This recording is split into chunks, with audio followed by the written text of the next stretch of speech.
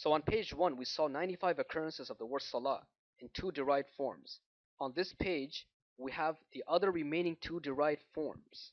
The first one on this page is the form 2, active participle, musallin, meaning the observers of the contact prayer, which occurs 3 times in the Quran, first mentioned at Surah 70, verse 22. أعوذ بالله من الشيطان الرجيم بسم الله الرحمن الرحيم. Except for the observers of the contact prayer, salah. The next verse in this surah defines them. They are those who were consistent towards their contact prayer. This was part of page 1. The next place it's mentioned is in Surah 74, verse 43. They will say, we were not among the observers of the salah, the contact prayer. This is the guilty talking. And the final place for this derived form is in Surah 107, verse 4. But we have to read the verse before, not to be confused for what is being said. And does not advocate the feeding of the poor, and woes to the observer of the contact prayer. These are some of the qualities of those who deny the Day of Judgment.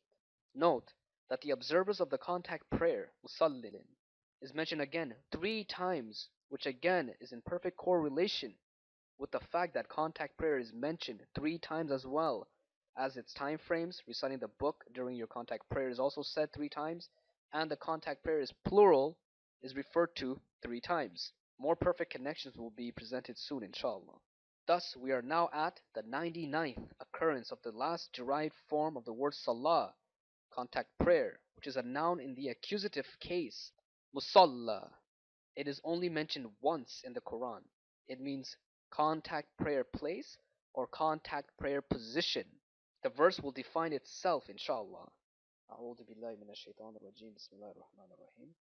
Surah Baqarah, verse 125.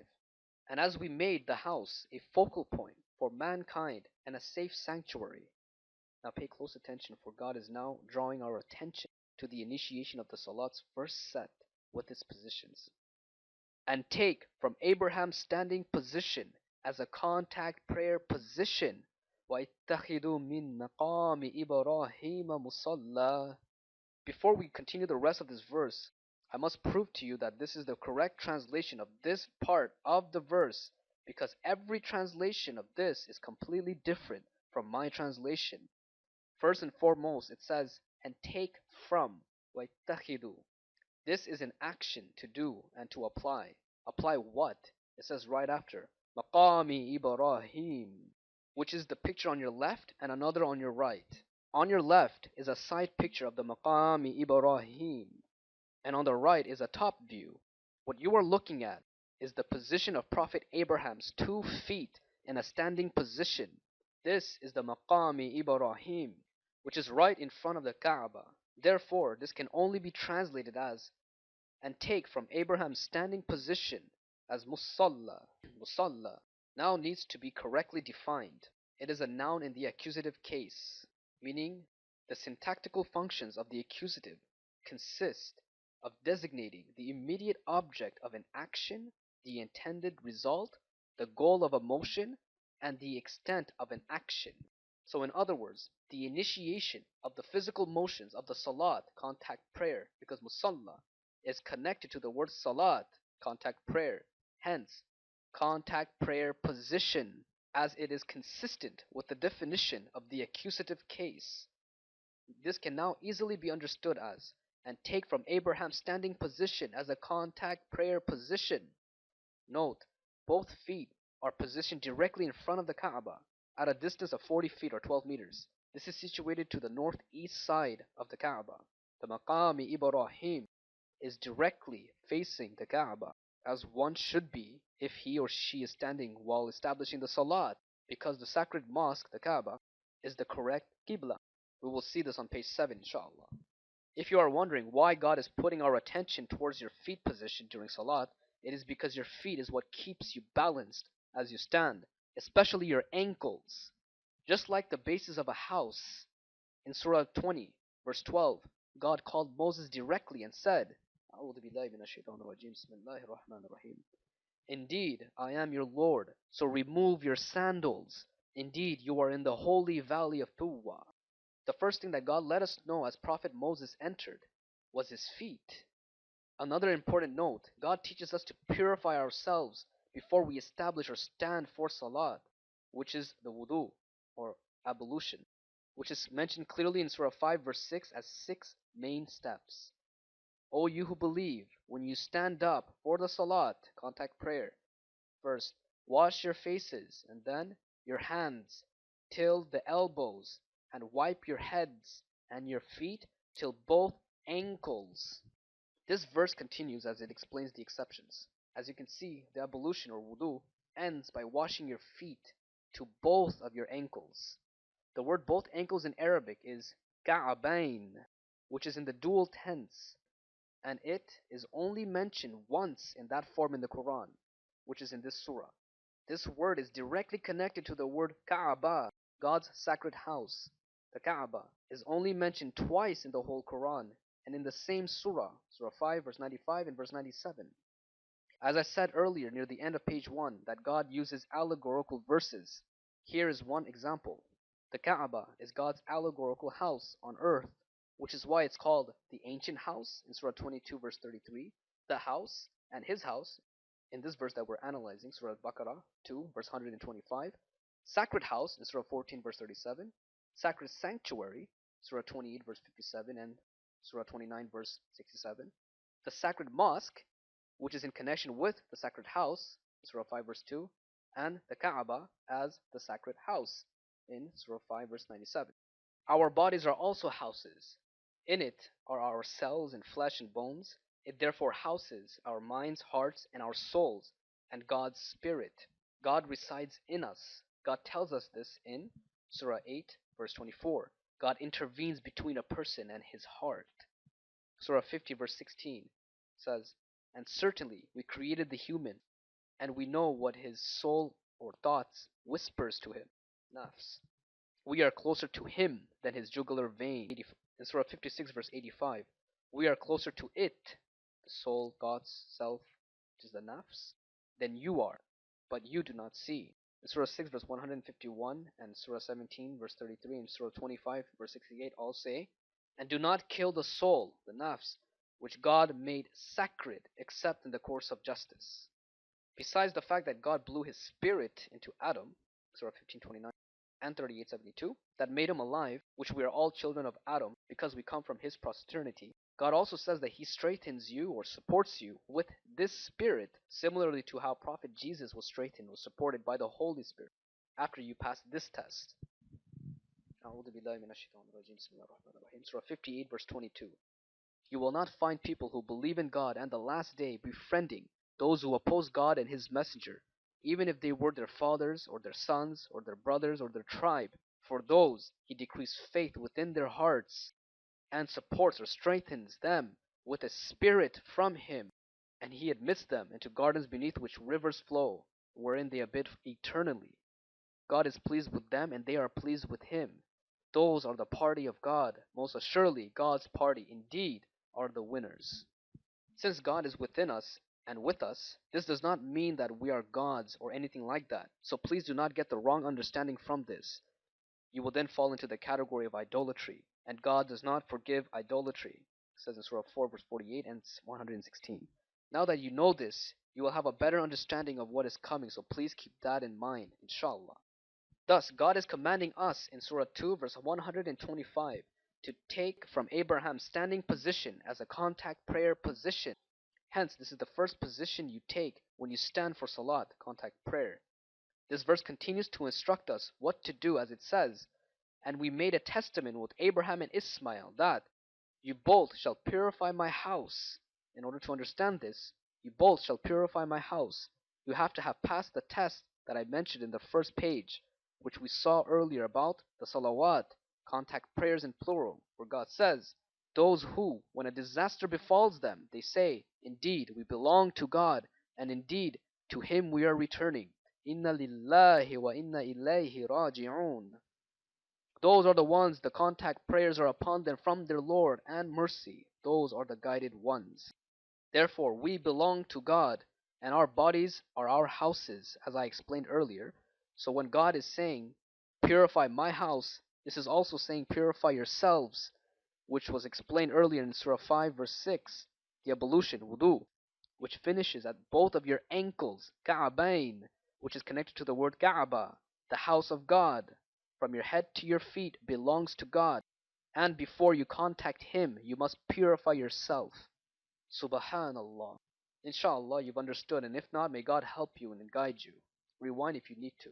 Now, as we continue this verse, Surah 2, verse 125, as it says, You both shall purify my house for the ta'ifs and the akifs and the kneelings to prostrations, ruk'i sujud. This will be fully explained through the Quran in page 3, what ta'ifs really mean, and akif, and the kneelings to prostrations. We have now completed the total of these 4 derived forms of the triliteral root, Sad Lam Waw, contact prayer, which occurs 99 times precisely in the Quran. However, God repeats the last verse above specifically one more time in the Quran in Surah 22, verse 26, with some modified important details, as it says the following. And as we appointed to Abraham the location of the house, do not associate anything with me, and purify my house for the ta'ifs and the standers and the kneelings to prostrations. This verse, ayah in Arabic, looks very similar to the ayah, the verse above, with the following changes. It does not say, and as we made the house a focal point for mankind and a safe sanctuary, nor does it say, and take from Abraham's standing position as a contact prayer position, and it replaces, and we made a testament with Abraham and Ismail that, with, and as we appointed to Abraham the location of the house. Note, Ismail is no longer mentioned. And now another additional information is being informed, that do not associate anything with me, but God repeats, and purify my house for the ta'ifs, which will be explained again in page 3. The standers, this has now been replaced from akif, which we'll see in page 3, and the kneelings to prostrations, ruk'i sujud, which we'll also see in page 3, inshallah. This is therefore explaining another set of physical motion, but slightly different, as there has been a physical modification. Note, Prophet Abraham is again the primary example. There are 18 specific prophets that God tells us to copy their guidance by God's will in Surah 6, verse 82 to 90. They are the following prophets: Abraham, Isaac, Jacob, Noah, David, Solomon, Job, Joseph, Moses, Aaron, Zechariah, John, Jesus, Elias, Ismail, Elisha, Jonah, and Lot, specifically in that order. And the 19th is Prophet Muhammad in the same Surah 6, verse 92. This will be thoroughly explained at page 8. Please be patient, inshallah.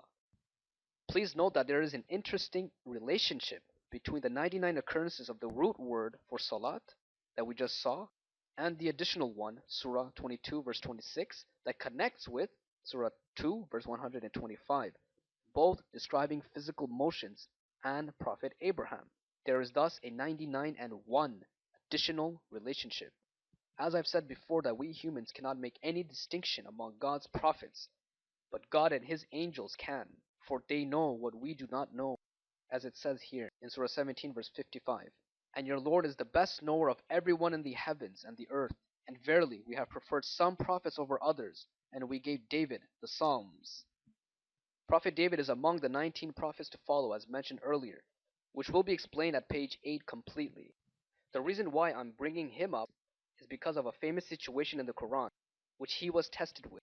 Here at the important remark, God informs us in Surah 38, verse 23, that 2 feuding brothers climbed over the wall of the mihrab, a contact prayer chamber, see Surah 3, verse 39, or on page 1, of Prophet David, as they were seeking his fair judgment in mixing 99 ewes with 1 ewe. An ewe is a female sheep. Another important remark is that they climbed over the wall, is the word tasawwaru, which is connected to the word surah, meaning chapter. This word is only repeated once. Salat, contact prayer, occurs precisely 99 times as well in the Quran. The situation is occurring in Prophet David's mihrab, which is a contact prayer chamber, proven in Surah 3, verse 39 by Prophet Zechariah. And the whole point of the situation is to mix these 99 ewes, which are female sheeps, with an additional ewe, another female sheep. Since Prophet David's mistake was not to mix them, the 99 ewes with 1, I thus combine them. The 99 times Salat is mentioned in its derived form with Surah 22, verse 26, which connects with Surah 2, verse 125, both describing physical motions and Prophet Abraham. There is thus a 99 and 1 additional relationship, and Salat is also feminine, just like the 99 used, and the Arabic word for verses, ayah, is also feminine. Note, his judgment and his mistake was realized in Surah 38, verse 24, the next verse, and he demonstrated how to do the ruku' position while he was in the contact prayer chamber, mihrab, as it says. He has wronged you by demanding your ewe with his ewes. This verse continues on as he then realized that God was testing him. He then implored his Lord for forgiveness, fell down kneeling, and repented. This will be explained in detail later in page 3, inshallah. Now we are ready to go to page 3 for you to see the physical motions and the utterances of the Salat, contact prayer, from the Quran alone. But just before we go there are these 5 text boxes on the top left and right here. It starts from the left and ends towards the right. These verses are important to keep in mind. So it says, Surah 3 verse 95, say, God has proclaimed the truth. قُلْ صَدَقَ اللَّهُ فَاتَّبِعُوا مِلَّةَ إِبْرَاهِيمَ حَنِيفًا وَمَا كَانَ مِنَ الْمُشْرِكِينَ. Say, God has proclaimed the truth. You shall then follow Abraham's religion, monotheism, and he never was among the idol worshippers.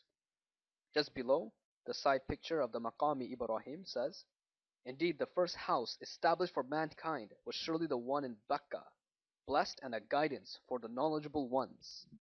Bakka is the ancient name for Mecca, and the reason it is written in the ancient name is so that you can connect it to the Old Testament in the book of Prophet David, the Psalms, as it confirms what we just read in Surah 3 verse 96. In the Psalms 84 verse 4 to 6, note the words blessed, your house, pilgrimage, and Bakka. Blessed are those who dwell in your house. They are ever praising you. Blessed are those whose strength is in you, whose hearts are set on pilgrimage. As they pass through the valley of Bakka, they make it a place of springs. The autumn rains also cover it with pools. It ends here. It's important to connect the dots with Surah 17 verse 55 on its right. And finally here, at the top right says, Surah 3 verse 97, in it are signs with clear proofs, Abraham's standing position, Maqam Ibrahim, and whoever enters it is safe. The people owe it to God that they perform Hajj pilgrimage to the house, for who is able to find a way to it. And this verse continues here at the middle right. And whoever disbelieves, then indeed God does not even need the knowledgeable ones. This completes page 2, and now we can make the logical connections with the Quranic proofs alone to establish, perform, and observe the physical motions and what to say during the contact prayer through the Quran. And God knows best.